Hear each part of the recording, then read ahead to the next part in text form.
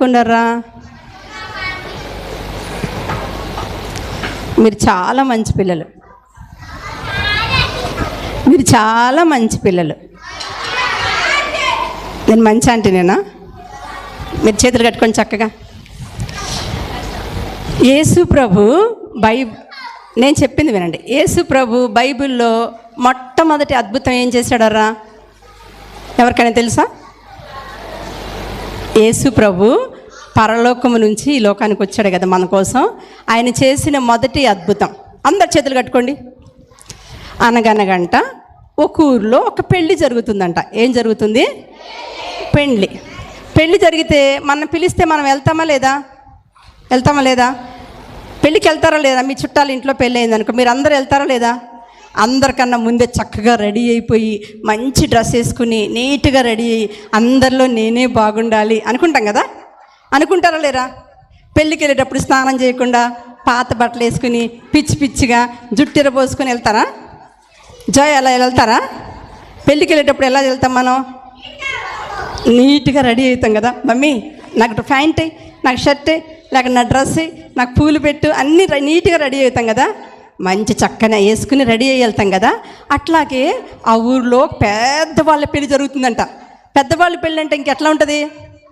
Suppose ఇక్కడ MLA వాళ్ళ ఇంట్లో పెళ్ళి అవుతుంది అనుకో, పిచ్చిగా చిన్న గుడిసేసి చిన్నగా చేస్తారా? ఎలా చేస్తారు? పెద్దగా చేస్తారు, రిచ్గా చేస్తారు కదా. చాలా లైటింగ్ పెడతారు, చాలా హంగామాగా చేస్తారు కదా. ఆ పెళ్ళిలో అన్నిటికన్నా ముఖ్యంగా ఏముంటుంది? పెళ్ళి అయిపోయిన తర్వాత ఏముంటాయి? భోజనాలు ఉంటాయి కదా.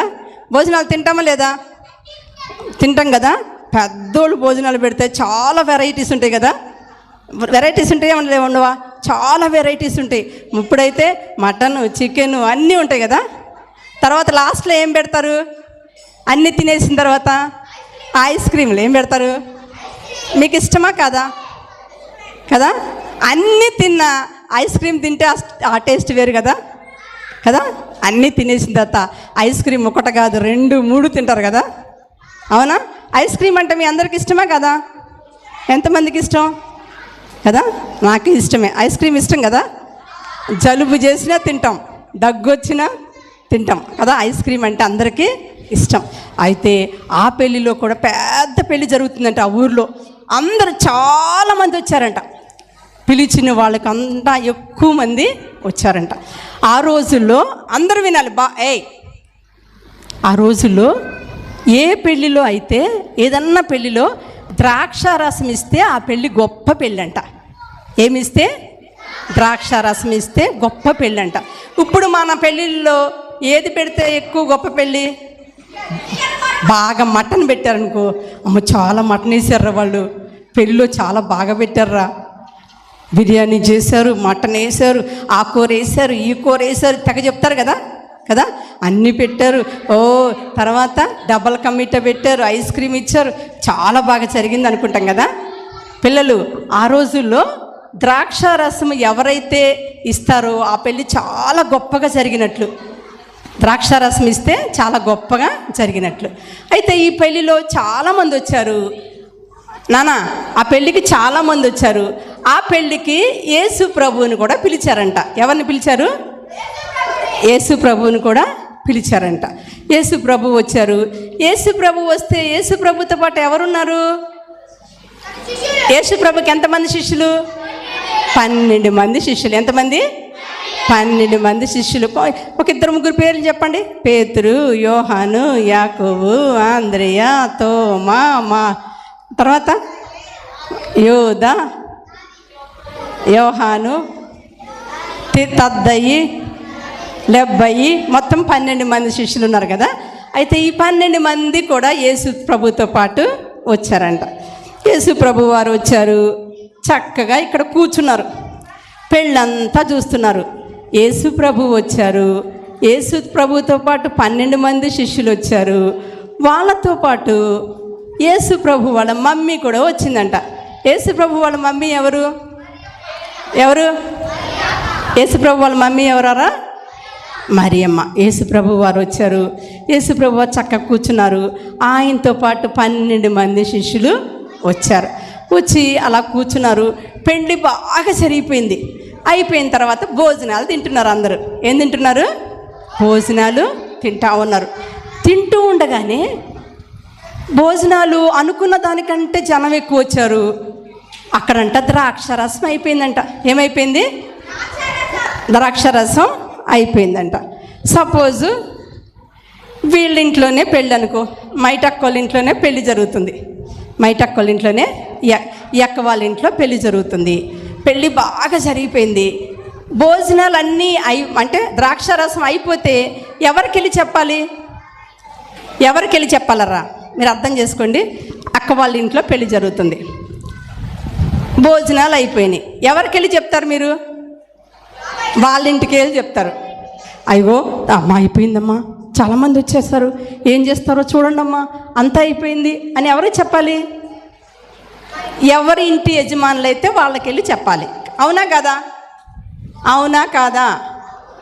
ఓ అన్న అవునా కాదా? ఇటువంటి విక్ర దా ఎవరికి వెళ్ళి చెప్పాలి? వాళ్ళకి వెళ్ళి చెప్పాలి. చెప్పకుండా వీళ్ళు ఏం చేసి తెలుసా? యేసు ప్రభు తల్లి, నాన్న ఇటురారా, యేసు ప్రభు తల్లి. ఈయన ఎవరు? యేసు ప్రభు అనుకోండి. ఎవరు? యేసు ప్రభు అనుకోండి. ఎవరింట్లో పెళ్ళి? వీళ్ళింట్లో పెళ్ళి. అయితే ఈమె ఏం చేసిందంటే, ఈమె యేసు ప్రభు వారి తల్లి. ఏం పేరు యేసు ప్రభు తల్లి పేరు? ఏం పేరు? మరియమ్మ. మరియమ్మ వచ్చింది, శిష్యులందరూ వచ్చారు. సపోజ్ శిష్యులు ఇల్లు అనుకో, 12 మంది. ఇక్కడ మీరు 12 మంది వస్తే చాలా గందరగోళం అయిపోద్ది. 12 మంది శిష్యులు ఉన్నారు.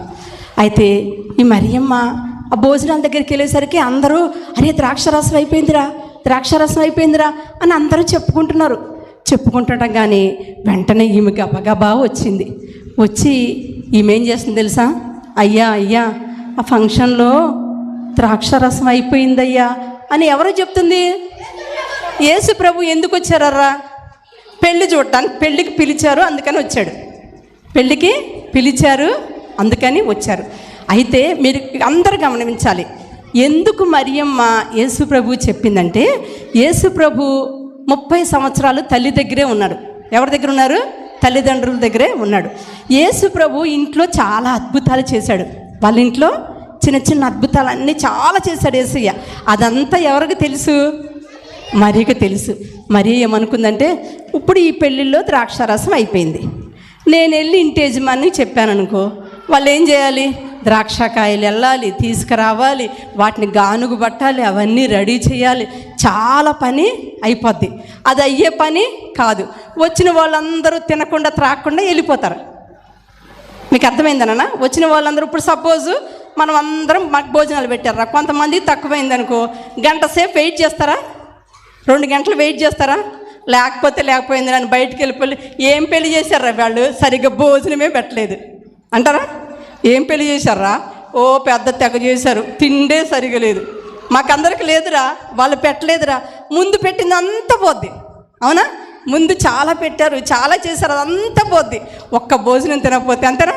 ఏం పెట్టారు వాళ్ళు, బాగా పెళ్లి చేశారు కానీ ఓ బాగా పంట చేశారు, భోజనమే లేదు చివరికి అంటారు కదా. ఇవన్నీ కూడా మరియమ్మ గ్రహించింది. ఇదంతా అయ్యే పని కాదు. ఇప్పుడు సడన్గా అద్భుతం చేయాలంటే నా కుమారుడే చేయగలడు, నా కుమారుడే చేయగలడని మెల్లిగా వచ్చి అయ్యా అయ్యా ద్రాక్షరసం అయిపోయిందయ్యా అని చెప్పింది. చెప్పగానే ఈయన ఏమన్నాడు తెలుసా?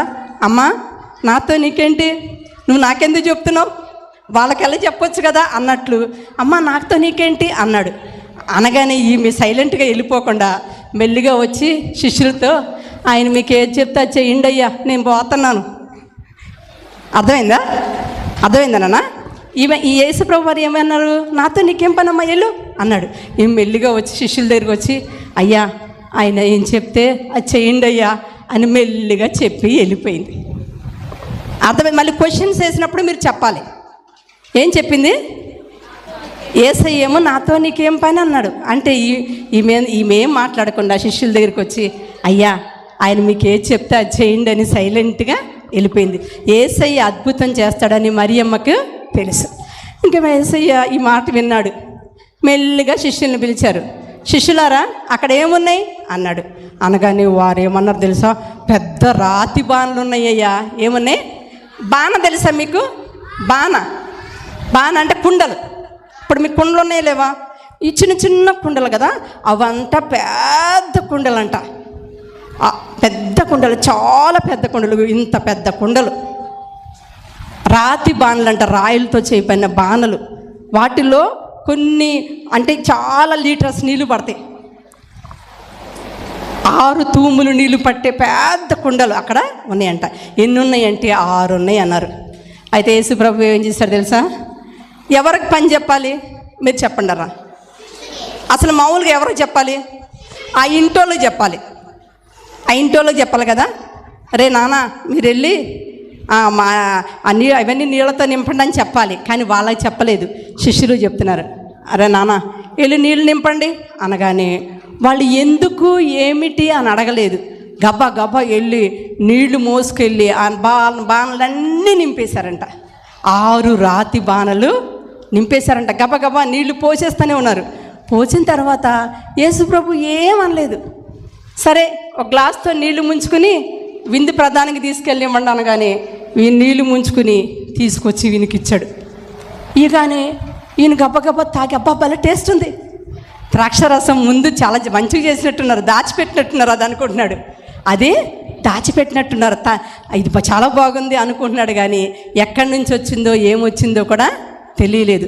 ఎందుకు చెప్తున్నానంటే, ఇప్పుడు సపోజ్ ఎవరన్నా పెళ్ళికి మనం వెళ్ళామనుకోరా, వాళ్ళ ఇంట్లో మనం పని చేస్తామా? గెస్ట్గా వెళ్ళాం.